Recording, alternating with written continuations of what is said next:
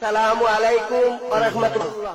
আসসালামু আলাইকুম। আলহামদুলিল্লাহি রাব্বিল আলামিন ওয়া আকিবাতুল লিল মুত্তাকিন ওয়া সালাতু ওয়া সালামু আলা সাইয়্যিদিল আমবিয়াই ওয়াল মুরসালিন ওয়া আলা আলিহি ওয়া সাহবিহি আজমাইন।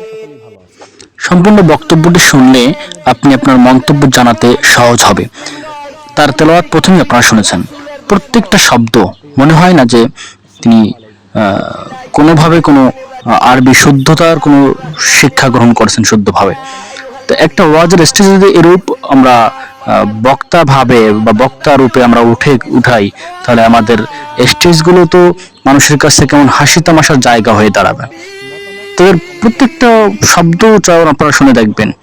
যাই হোক, সম্পূর্ণ বক্তব্য শুনলে আপনার মন্তব্য জানাতে সহজ হবে, তাই শুনবেন।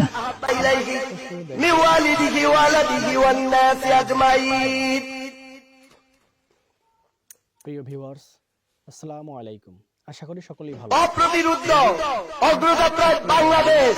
আপনার মতামত কমেন্ট বক্সে। অপ্রতিরোধ্য অগ্রযাত্রায় বাংলাদেশ দরিদ্রতম দেশ থেকে উন্নয়নশীলে রূপান্তরিত করছে মাননীয় প্রধানমন্ত্রী, জননেত্রী, আওয়ামী লীগ সভানেত্রী শেখ হাসিনার বাংলাদেশ। শিক্ষা শিক্ষা শিক্ষা চাই, শিক্ষা নিয়ে বাঁচতে চাই।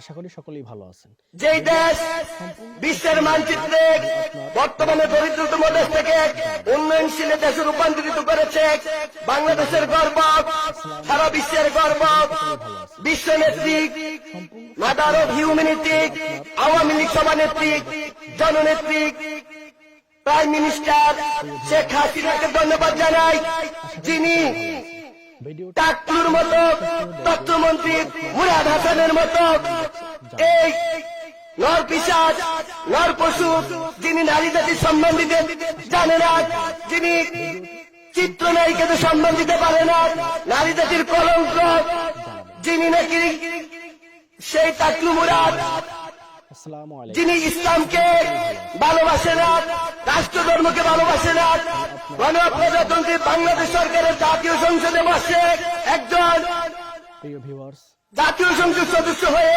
সকলেই ভালো আছেন।